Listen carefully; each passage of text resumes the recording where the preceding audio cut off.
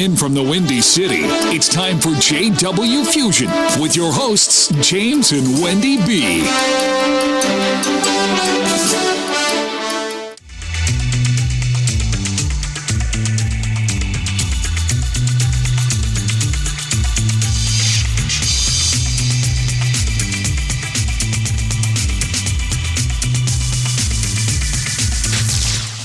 Welcome to this week's show, JW Fusion. It is Wendy B with you guys. Happy New Year. Happy 2020. And next to me, I have a magnificent man, husband, father, two-time author.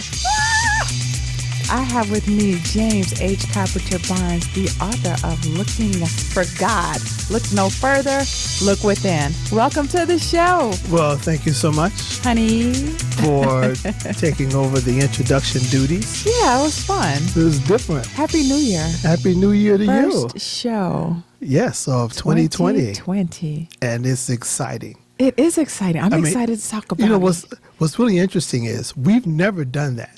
No, we haven't. I mean, we've been on 12, 13, 14 months. Yeah. 14 months. 15 months. Yeah. Yeah, 15 months we've been on, and we have never done that.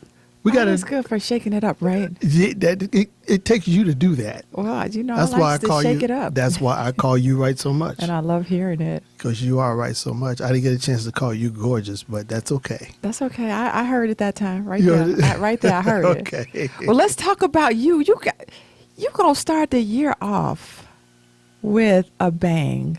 Yes. With this new book that you have worked on for 375 years. Well, not 300, more than 375 days. Yeah, let's talk about that. Talk about the book. And I know the backstory, but tell people this story has been a long time coming. It has. It actually began back in 1990. It was a book I began writing called There Is an Ensnared Generation, and They Must Be Set Free. But I never finished it. I really didn't understand writing at that time, and I liked to write, but I hadn't developed. I didn't know how to study. I was busy working, really. Yeah. So it's on the back burner. And then over years, it redeveloped into a different direction. So did you write the whole book? No. You just kind of started? I started it. Okay. I had the concept of, I knew I was to write something regarding people being liberated from their limitations. Mm-hmm. But I didn't know quite how to go about doing that. I was living it. I was experiencing it in my life. Mm-hmm. But I didn't know how to formulate it into a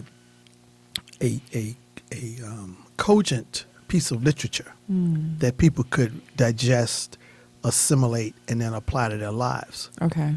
So what happened with this particular book, it was originally entitled All I Imagine, and then I changed it to Shattered Ceilings. And then at the last hour, one of the editors said, I think Zanetta, she said, I believe that the title is a different title for this book. And by her being the way she is, she's brilliant, magnificent. She's brilliant. She is brilliant, and she's so connected spiritually that I listened to her. I said, well, so we sat and we went through it verbally, talking back and forth and looking for God, because that's what I was doing. I was literally. Back in 1990. Right. I was looking for more of God. I had become born again. As you know, I was selling drugs and doing music, and once I became born again, I wound up homeless. Isn't that something you get? Yeah. You get born again, you go from living in a 3-bedroom condo to sleeping in a car. Yeah. Most people that would break their spirit, but it didn't. Well, it didn't. It because strengthened yours. It did, because my conversion was so impactful, so powerful and astounding that it literally shook me away from everything. I quit. I left my band. I quit music. I gave away all my music equipment, everything. Fortunately, my younger brother kept one of my guitars. He kept it for me. I have it now. But back then, I gave up everything, and I was sleeping in that car on the lakefront, and that was the challenge. Yeah. But through that, I looked forward every morning to getting up, going out on the lakefront, and What just a beautiful scene to wake up to, I though. mean, you get up and you see the sun coming up over the water, Yes. and I got a chance to get a feeling of what it was like when Jesus would get up a great while before day and see the sun coming up as he's been communing with the Father, Yeah. before sunup. And so that's basically what I did for that whole summer. So you basically started at ground zero then. I did. I started from nothing. Yeah, and built From it nothing, yeah. with And- God. Yeah. And I mean, actually, I guess you could say I gave up everything. I won't say God took everything, because he doesn't take things. He has us to give those things up. Mm-hmm. He's not going to go against your will. If I didn't want to give it up, I could have kept playing in my band. Right. I could have kept doing drugs. I could have kept drinking. I could have kept doing a lot of things I was doing. But I willingly gave it up because I wanted more of him. Mm-hmm. I wanted to understand more about this God I'd been introduced to. Yeah. And so what happened, the thing shifted for me at a certain point as I began looking into how we're made. Why did God make us? And then the Bible talks about that the world is made up of things that are unseen. Mm. And it says also that those things which are not seen are eternal. And the things which are seen are temporal. So that said to me that there's something to this scientific world of the subatomic particles. They call it quantum physics or quantum mechanics. Mm-hmm. And when I started studying it, I found that scientists were reconciling spirituality with physics and physics with spirituality. There are scientists, I believe it was Albert Einstein, that said, you can't have science without God, and you can't have God without science. Mm-hmm. And just a little background about you, because a lot of people may not know that your background is science. It was your goal to be a doctor. I was a pre-med student at DePaul University. Yeah. Studied biology, chemistry, physics, all of that. So you already had that interest in science. Yes, and I also was at the same time studying theology and philosophy, which I got my PhD in now. But early on, it was science. Yeah. And so when I began to see this, and I began to do studies and research from other scientists and peer-reviewed studies, which means scientists reviewing other scientists' work, I said, wait a minute, these guys are talking about biblical principles. Yeah. I said, that's in the Bible. And I got excited. I was excited. And that's what really got me going back on this book, because I had a stack of notes that I collected. You write longhand. Yeah, I like to work in longhand initially. Wow. And so I had notes everywhere, stacks and stacks. And so I had a copy editor to type everything up for me, so it'd be easier for me to go through and edit. And I rewrote. So I just wanted to stop you real quick, because Sure. a lot of people like you, I'm going to write a book when they do that. Yeah. And they may have notes here, notes there. Yeah, So yeah. just to help them, 2020, this is a whole new decade, right? It is. Help them to put that into fruition. You can take all these notes and give it to somebody. They have people out there who... Yeah, they have copy editors. You Yeah. can go to a place called Fiverr. It's spelled FIVRR.com. And they have copy editors there. If you have something you've written out in longhand, it's best to put your notes in a legal pad. Don't have them on separate pieces of paper like I did. Right. Because what I wound up having to do, I had to take those notes, put them on legal pad. I wrote it out because I'm a slow type. I can't type fast like you. Yeah, You're a fast I learned typist. at 12, so. I can't type that Yeah. fast. I do pretty good with two fingers. You though. do excellent with two I know, fingers. I know. So, well, what happened?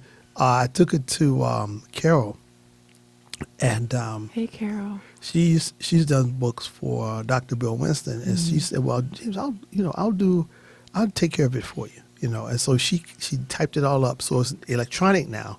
So now I That can does work make with it it. easier. Yeah. It was the same thing with Between the Ticks of the Clock. I'd handwritten 150 legal pads, 150 pages of legal pads. Wow. So I sent it off to a guy. I paid him to type it all up. And then then it's manageable as far as editing and rewrites and so forth. So to make a long story short, that's the way you go about it. If you're not a great typist, some people can create better typing.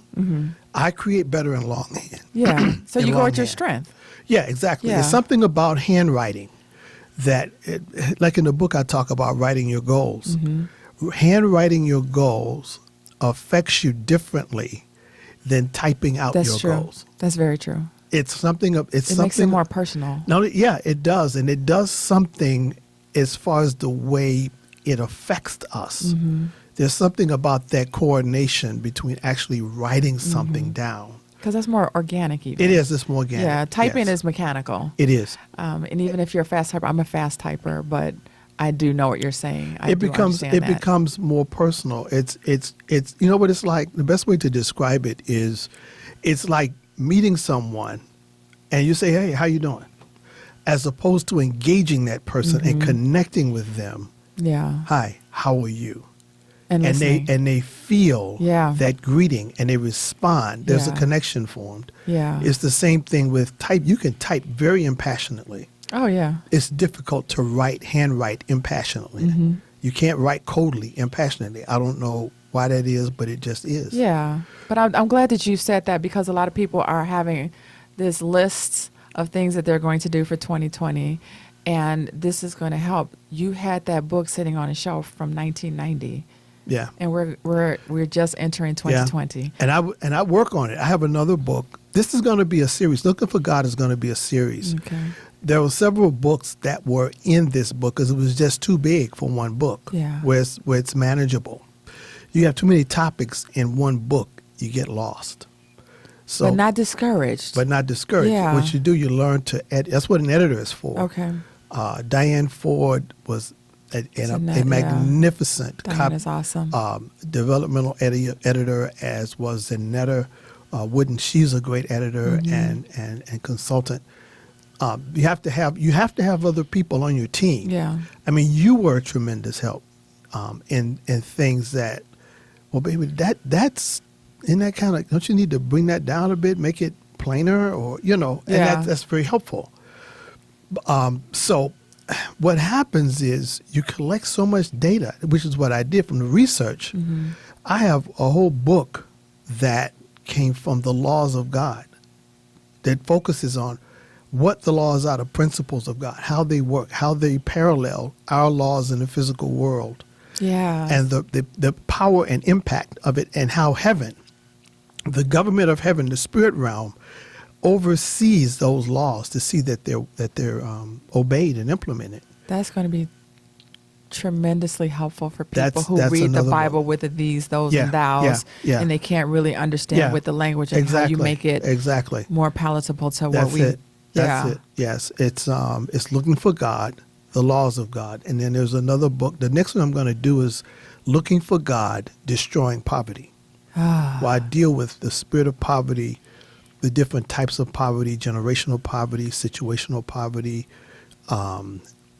generational poverty, various types of poverty. And poverty is not always monetary. It's not about money. And that's, I think, where people get mixed up. They think poverty means that I'm poor, I'm paycheck to paycheck, or I don't have a job. Poverty is so much deeper than that. Poverty is a mindset. It's a spirit, but it's a mindset. It's something that can be learned. It's something that can be a person can fall into from a situation. Yeah.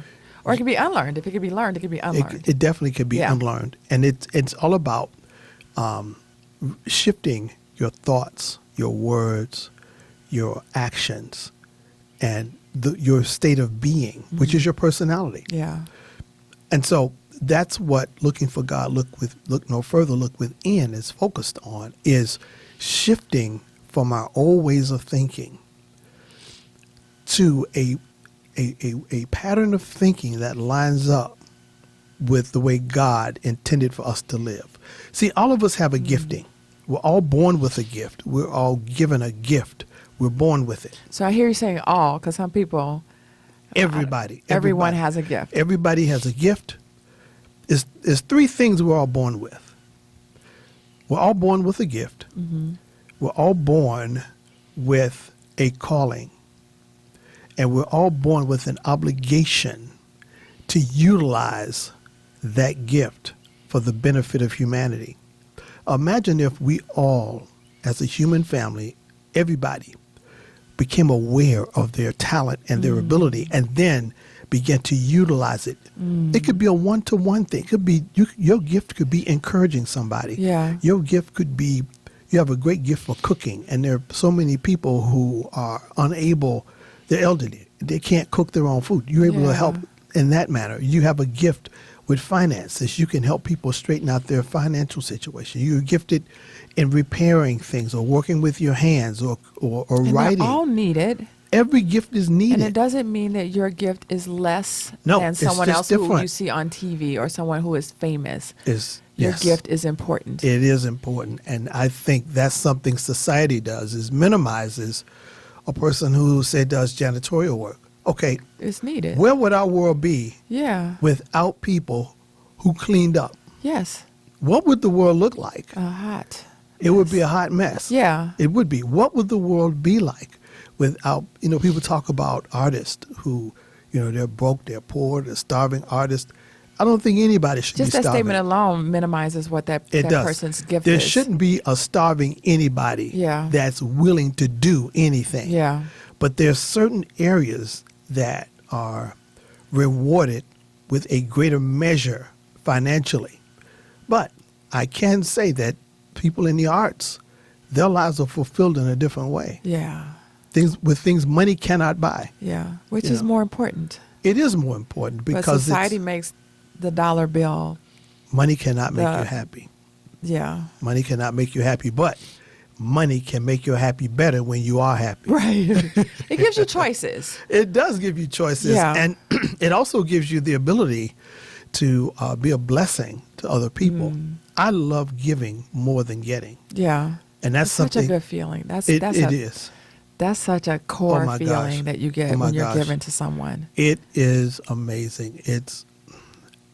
I don't give as much as I'd like to give because of my circumstances and the circle I'm in. I used to be able to give to people one-on-one, just run into people. And Pastor Rob helped me one Sunday. I remember he was talking about whenever you see someone standing out on the corner, you don't know what their situation is. Yeah, and it's not for us to judge. It's not for us to judge. Yeah. And I went through that. I think I shared with this at a talk I did where I had an experience where there was this man at the off-ramp on the expressway. And I heard in my heart, I want you to give him some money. I didn't hear how much, just give him some money. And so I reached in my pocket, I got it, but I couldn't get to the guy before traffic moved. So the next day I had it ready. Next day he would not come down to where I was for nothing.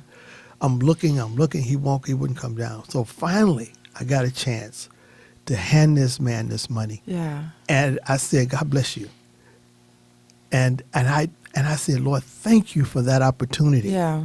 Because I had the opportunity to bring some joy, even for that instant. Yeah.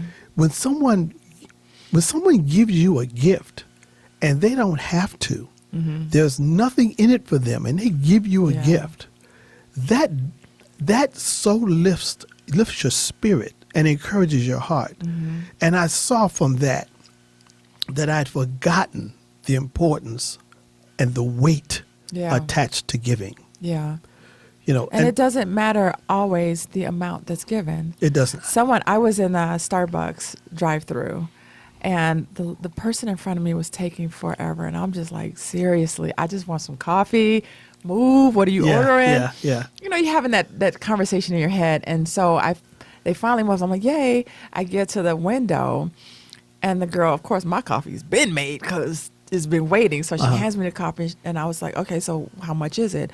She goes, no, the car in front of you paid for you. And I'm like, oh, like all of a sudden I felt like a heel. Like I'm sitting here talking to these people, and I'm mad.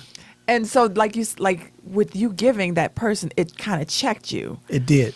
With It me did. receiving, it checked me. Like, see, you sitting here complaining. Yes. And they may Yes. have been trying to make sure that they got my stuff together. Yeah, And I didn't yeah. ask for it, but that was such a good, it was a cup of coffee. Yeah. And it felt good. It's not what it is. Yeah. It's where it comes from. Yeah. It's if it comes from a certain area of your heart, man, there's nothing like it, you know. And in the book, I talk about what is your motive. Love has to be the motive behind what you do. If love is your motive behind what you do, and you're in a place of unity, which I also talk about in that book, in other words, where you're not being double-minded. What is double-minded? I was about to say, explain double-minded. Okay. Double-minded is when you say, I'm not going to eat this chocolate. I'm not eating any more chocolate because every time I do, I gain a half a pound. Well, as soon as you say, I'm not going to eat that, I'm not going to eat any more of that chocolate, as soon as you say that, you get a taste for chocolate. As soon as you say, get a mad craving. I'm not going to drink any more Pepsi, Yeah. Pepsi's on sale, Yeah. you know? And so there's this, you have to make up your mind and say, okay, I'm not doing this. And you get every aspect of your being in line with that decision. Because if you're double-minded, you're constantly going back and forth, and you can't move forward because you're steadily going Yeah, forward. you're stagnant. You're stagnant. You're going Yeah. back and forth in the Yeah. same spot. And some people have been in that predicament for years because they can't make a decision to let go or hold on. Why is it so hard for people to make decisions? That has always drove me crazy. Well- Yes or no? Just go or stay. Most What of are the you gonna times, do? the challenge is leaving the area of comfort. Even if it's uncomfortable, Well, it's familiar though. it's still a comfort. There's a comfort in familiarity. Yeah. You know, there are people who have jobs. They despise their Right. jobs. They hate going there. They get sick Daily, yeah. But they won't leave because it's comfortable. Yeah. It's familiar, and it's predictable. They Mm-hmm. know what to expect. They step away from that if they're not in a place of faith and in a place of unity within themselves, and they have the right motive. It's scary. Yeah. That's why you have to have these aspects of your being in check and in line in order to be able to move forward. So when you say in check, what does that mean? Like somebody's listening, like, I don't know what he's talking about. Well, I say in check. What I mean is you think of your makeup as like a military situation. If you ever notice, they train soldiers to march in lockstep. Yeah. They're all moving at the left, right, Yeah. left, right, left, right. And You they're know, saying it left, to the left, right, to the left. right. Yeah. You know, you know. And so about face, you know, all at the same time in perfect And sync. they do it on a dime. And they do it as a unit. Yeah. Now imagine an individual who's saying left, right, and their subconscious mind is saying right, left, Mm-hmm. and then their analytical mind is saying no, about face. You're going to trip and fall. Yeah. Because you got three different things going on, Yeah. and that happens in Nothing's people's in minds. sync. They're not in sync. Yeah. How do you do that? The way you get yourself in sync, or as I say, in check, or in synergy. Synergy, that's even better. Synergy. Yeah. The way you get that is through meditation, through prayer and meditation. It gives you an opportunity to become familiar with yourself, become familiar with who you are. That's powerful. Because that's what meditation. Most of us aren't in tune with who we. We don't know who we are. We are who we're told That's we should something be. I had to. First of all, I had to accept who I was because I didn't like who I was. I wanted to be some of anybody else but myself. Now, so because I want people who are listening to you talk, and who will get this book to understand. You didn't just wake up like this. You know how the song say, "I woke up like this." You didn't just wake up. No. I'm an author. I feel good about myself. Many of us come from environments, or we've come from relationships that we no longer feel positive, or we never knew how to feel positive about ourselves. Why didn't you like who you were, and what caused that? And how did you know? Most people don't even realize. Like, I've talked to people. Yeah. I'm good. I'm like, you're not. How do you No, not no. see that? Well, with me, it stems from my childhood because my father was very strict, and he made me feel like he thought I wasn't his. You know, because when I was born, They used to talk about how my hair was different from my brother's. Yeah, my brother's hair. Where did he come from? My complexion was a little bit lighter, and so he's looking at me sideways like, am I really his?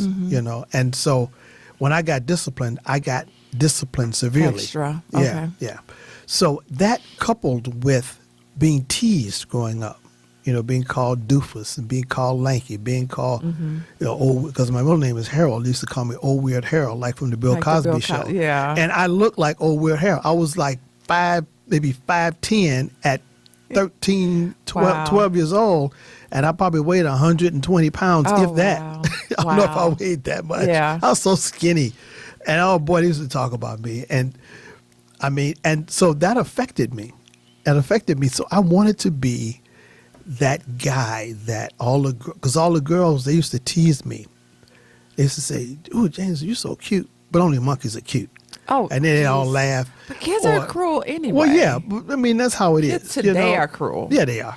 But those things affect people. Yeah, they affect people. And so as I grew, I did things. That's why I got into drugs and all the other stuff, was because I felt a certain way about myself, and I didn't really value who I was. I didn't value my life as a gift from God. I viewed it as something we just do. You have as much sex as you can have. You get high, you drink, you do those things that feel good. So were those things to mask?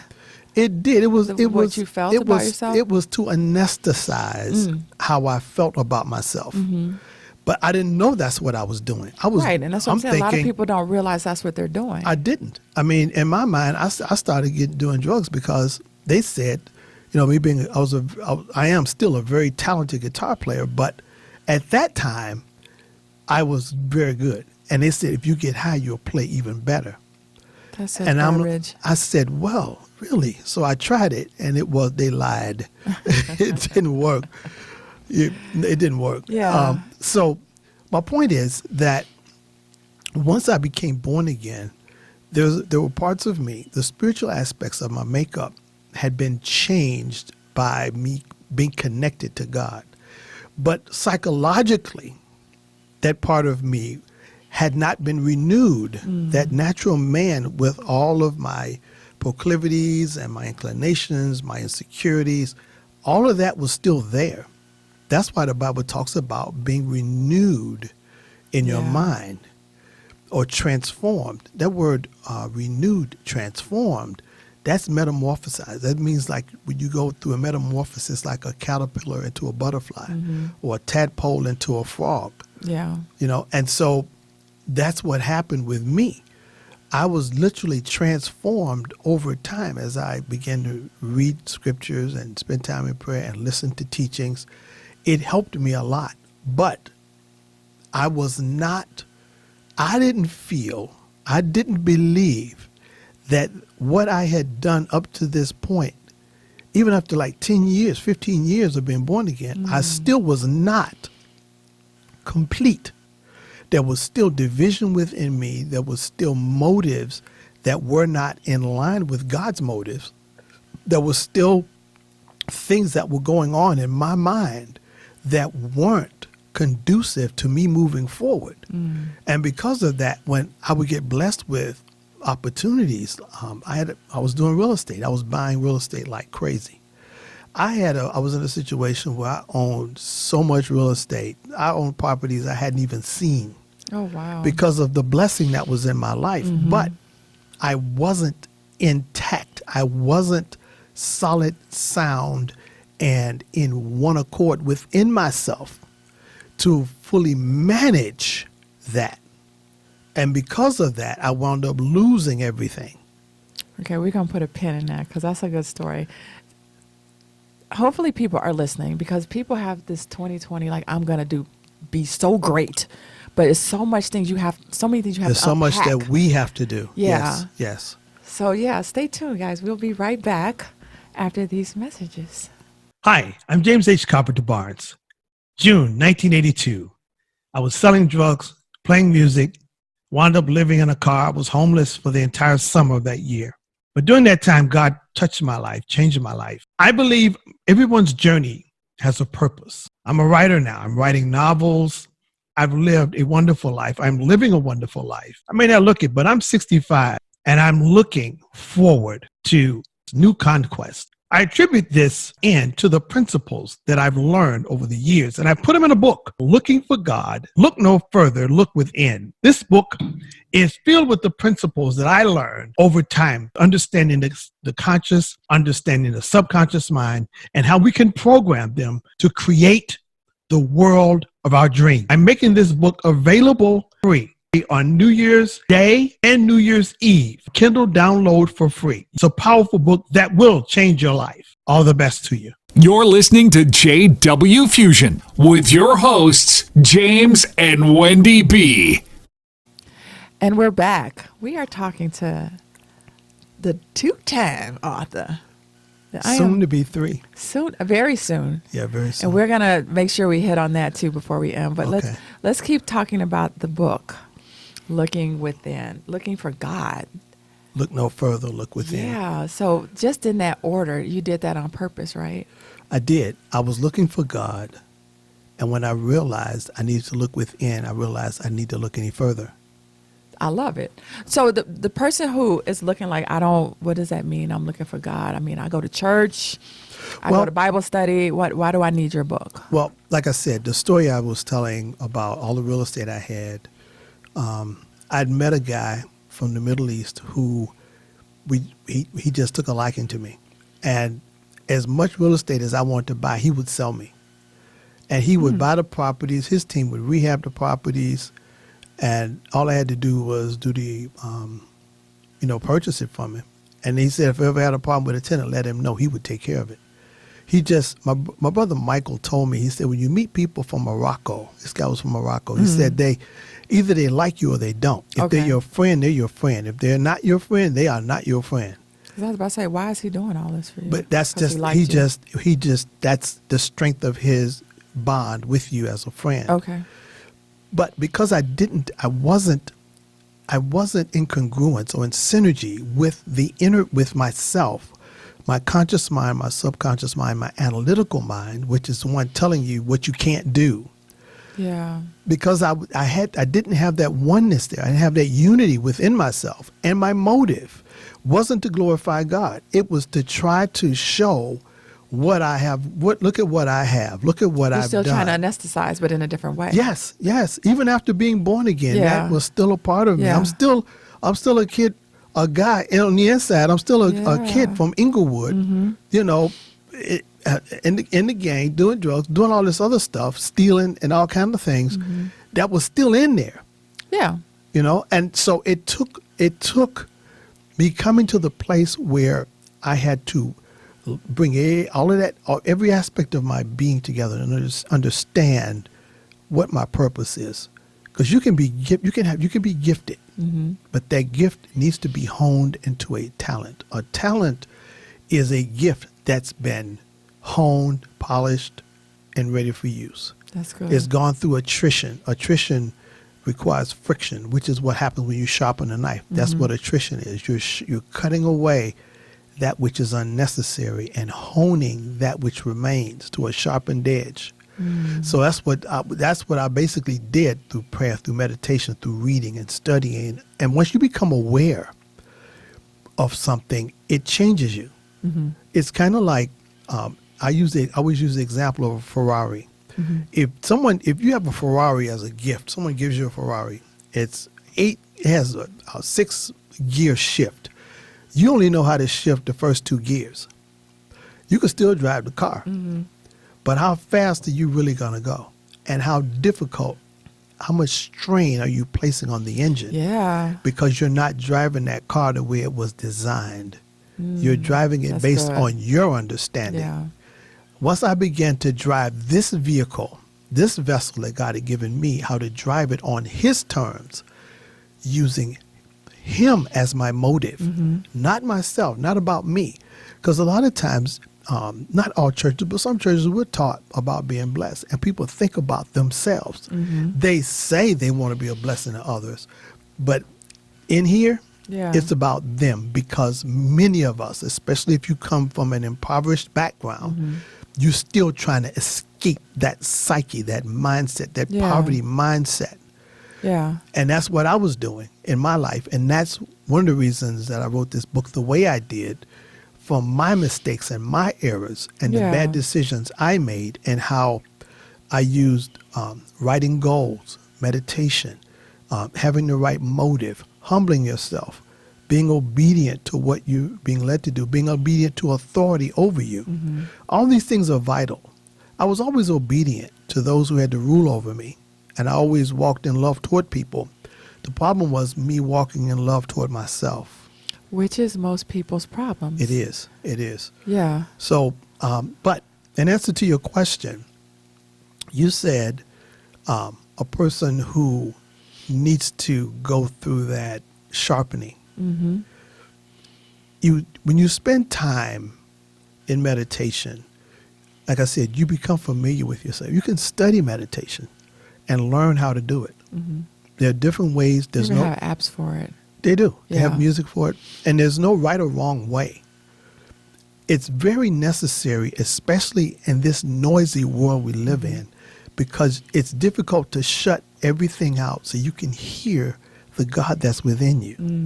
Because as I said, looking for God, look no further, look within. Yeah. And that's what happened. I looked within and found everything God had put in me over the years, but I wasn't looking there. Everything you needed was already Everything there. I needed was already there. I'm Yeah.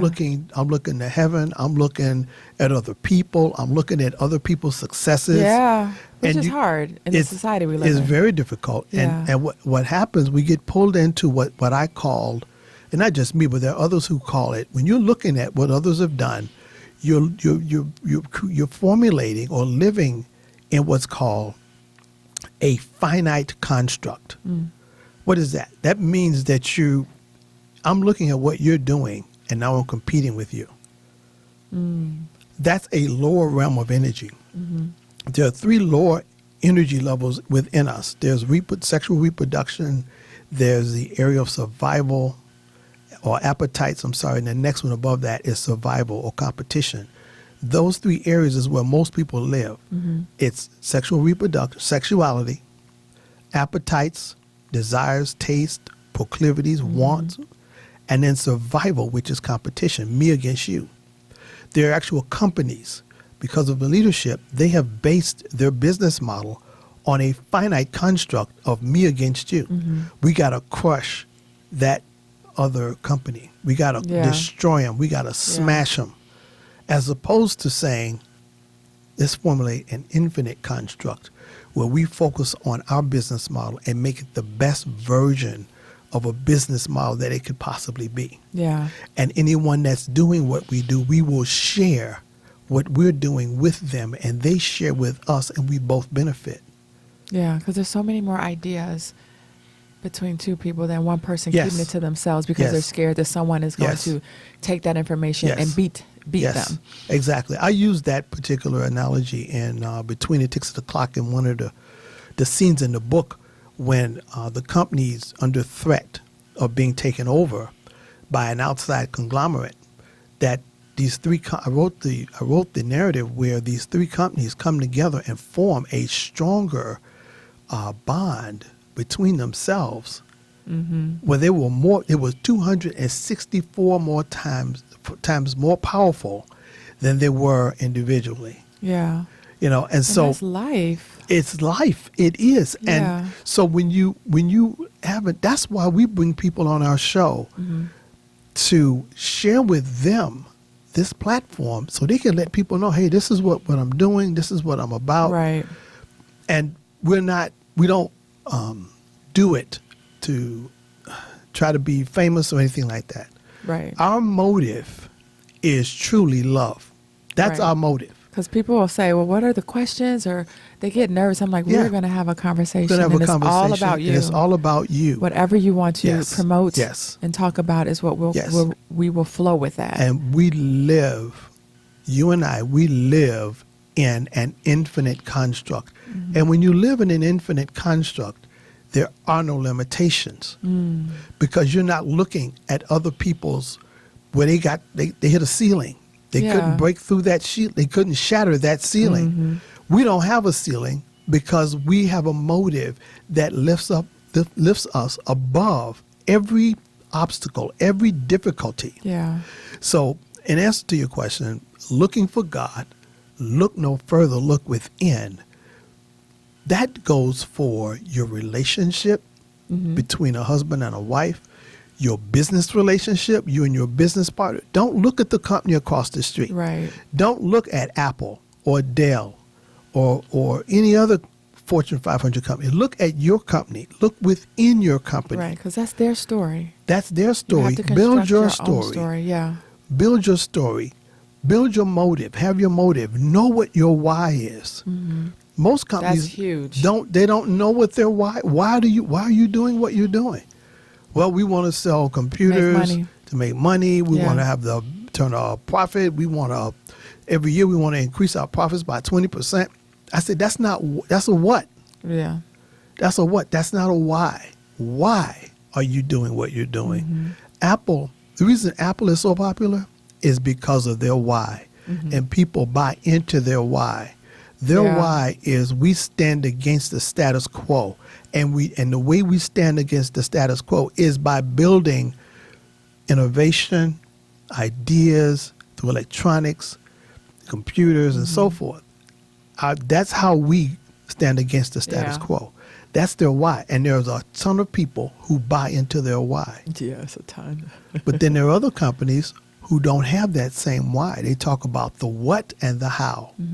So when you talk about your why for your life, when you and I talk about our why, that it tells us everything we need to know. That sets our infinite construct. Our why determines our infinite construct. And from that, we can build anything we desire. And what's important for couples, especially married or not married, is that it's not a competition. It's not. I don't see you releasing your second book and then I'm feeling a certain kind of way because I haven't released mine. I'm excited for you because that's your story. That's our story. Yes. Mine will come when it's time. Yes. And we don't have that competition and we encourage each other and we have that conversation together about our why and we figure out how to keep it going along the same path. It's I can't say it enough. It's essential that an individual, you formulate your why, you do what you do. Why?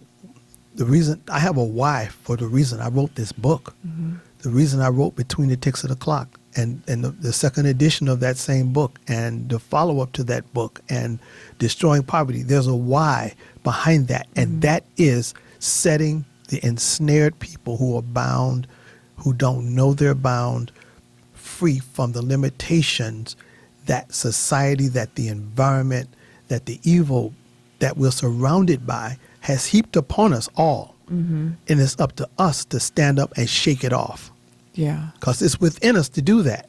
Yeah, it is. And with you saying the meditating and the praying, it's not something that all of a sudden, you know how to do on TV, like the heavens open, the lights shine, the angels sing, and you're good.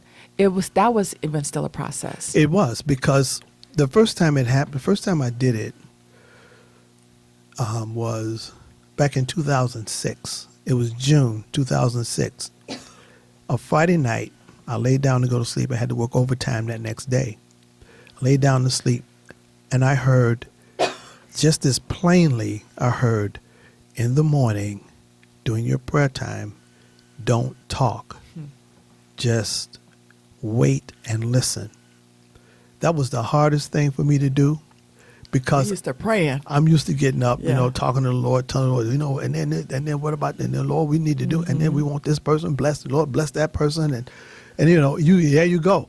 We treat God like we treat people. Yeah, we do. We talk, we don't listen. Yes. And so during this time, the Lord, after about 20 minutes, your mind quiets down. Are you struggling like?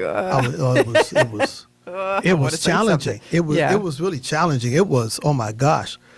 But because I waited and followed the instructions I was given, I heard things that were remarkable. I heard and I wrote everything down. I still have those. I had three sessions like that happen to me, and I wrote down everything. Yeah. And there are things that have come to pass, And so, one of the things that the Lord told me, and I haven't said this publicly ever, never. I don't know why. I guess I'm saying it because it's 2020. I guess I don't know. 2020. One of the things He said to me was, He said that there is an angel with you at all times who has thousands upon thousands of angels under his command to carry out your orders. And I was just learning about decrees at that time. An order is a decree.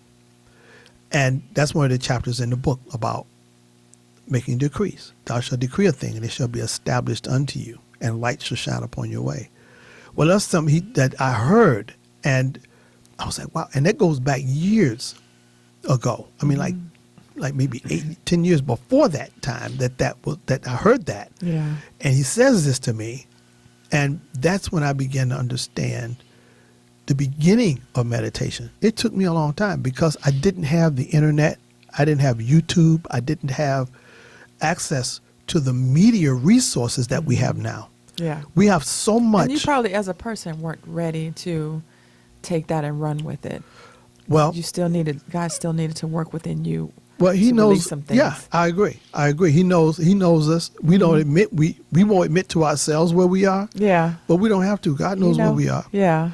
But what happened, I've discovered, and I shared with other people various meditative resources and methods of meditation that are so powerful that is being revealed. Not in the church per se. It's in the church, but not just in the church. These are scientists. Yeah. These are neuroscientists. These guys are geologists. Some of them are chiropractors. Some of them are various different types of doctors and physicians and physicists that have discovered areas of the spirit realm that they couldn't explain, so they attributed scientific names to it. They call it a quantum field or a divine field or something like that. But, well, I'd seen that before, and that is a matrix of God's love, because His love is in all things and connects all things. It's His love that holds all things together. So what they're talking about is an energy field of truth. But that energy is the energy of God's love. It's an energy field that exists and connects all of us one to another. And there's an evil in the earth, has always been, that has sought to separate me from you. The battle of the sexes is something that should not be. The battle because of race, because of nationality, you can go to a country and you can have people all of the same race, the same color. They will find a way to separate each other from one another. They will find a way for one group to stand on top of the other. And that's not what God intended when He created man in His image. He created us to fellowship with Him and to fellowship with one another and to support one another. That's what He created us to do. But that's not what's happening, because many don't understand. But there's a move afoot that's happening in the church, outside the church, that's beyond race, it's beyond creed, it's beyond all of that.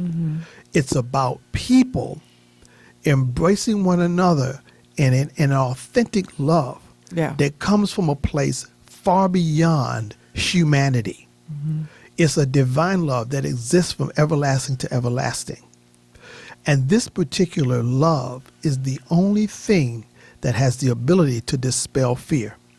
Wow. That's God's perfected love. Nothing else is able to dispel fear. Now, you can face fear with courage. You're still afraid. You're just doing it in the face of fear. Yeah. But love has the ability to literally expel fear from your consciousness, from your world, from your existence. That's how powerful that love is. Wow. The best example for it is a child has a bad dream. What do? They call for the parent. Or they get up and do what? They go to that parent, get into bed with, get as close to them as they can, and they go right to sleep just as peaceful. Good. Yeah. Why? Because of the love that they know is there. Yeah. And that's something that we have to do as human beings with all the fearful things that are happening in the world. Some people are turning to their parent, their creator, and embracing his love and allowing his love to cast out that fear.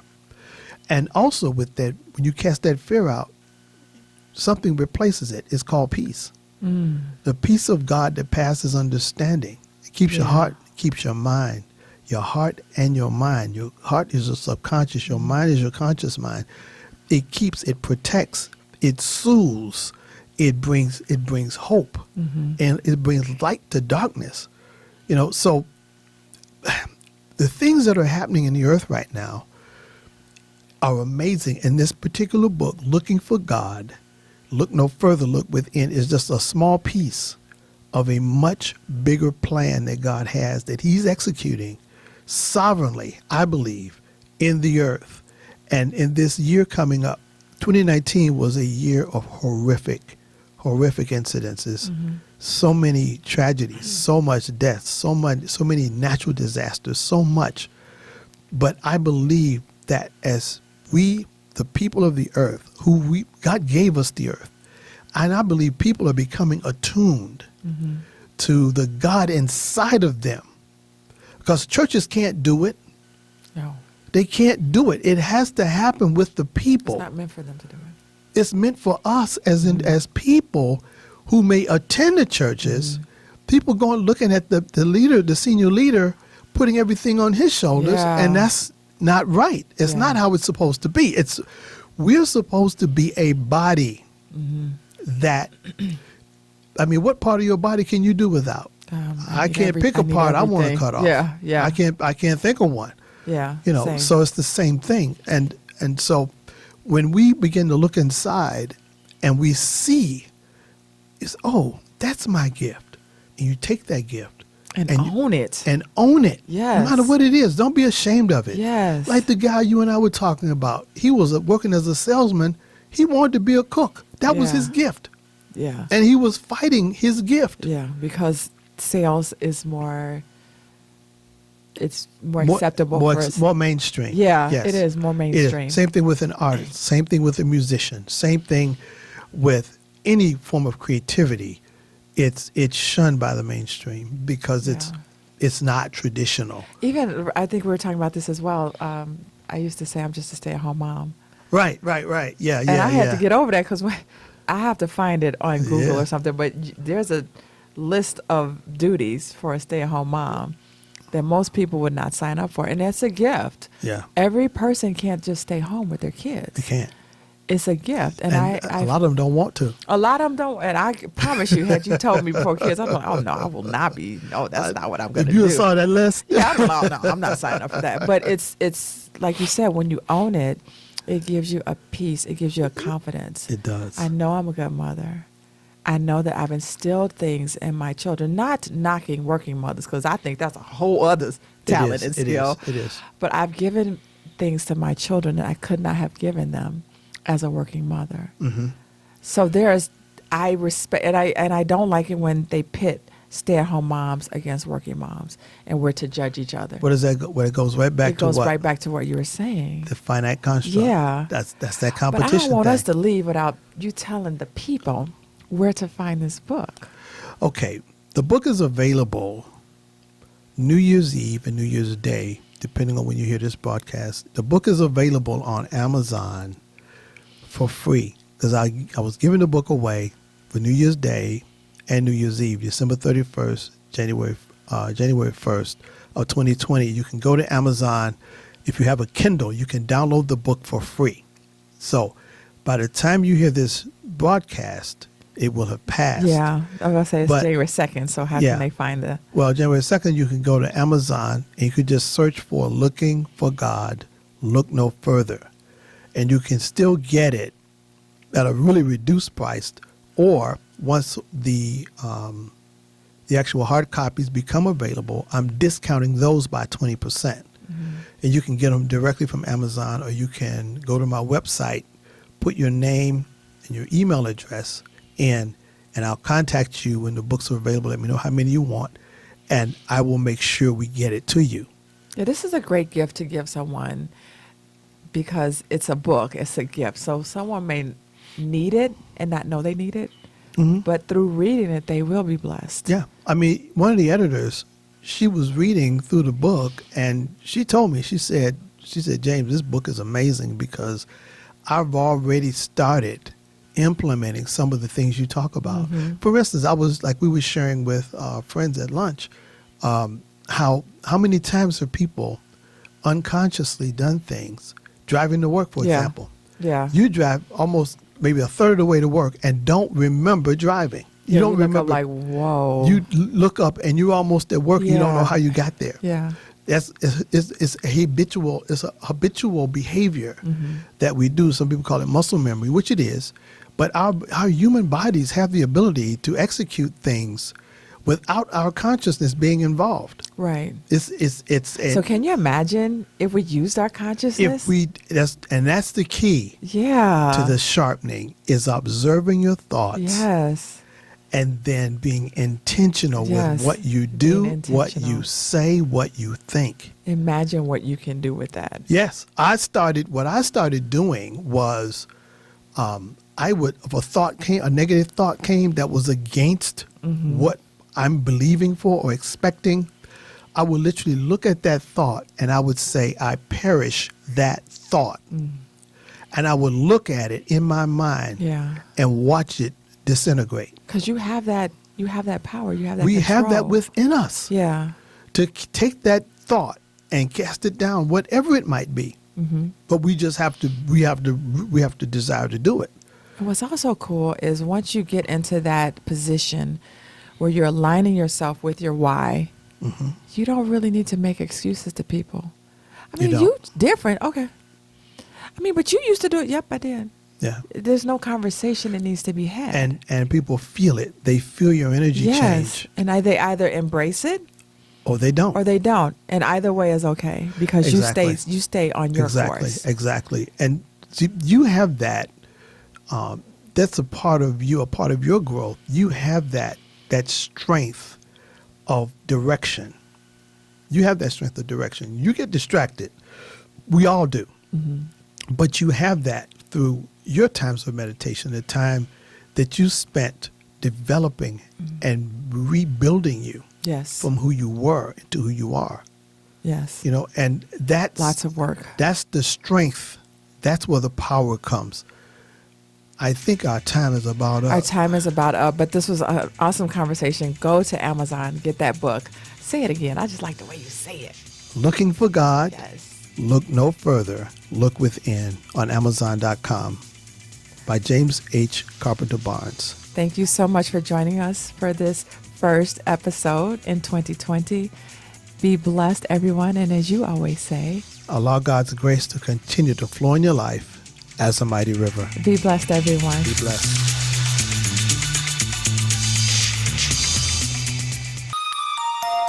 Hi, this is Wendy, and welcome to The Wendy Life. We are celebrating some unsung champions in our community, the disabled community. I have been a mom of disabled children for 21 years, and I look to bring light to this community. We are going to talk to you and celebrate therapists, teachers, doctors in this community. We're going to talk to the special needs community themselves, people who are rocking out this life despite their disability, showing us how to live our best lives no matter what life throws at us. The Wendy Life. New episodes every second and fourth Friday on the Road to Eternity channel. Thanks for listening to JW Fusion with your hosts, James and Wendy B.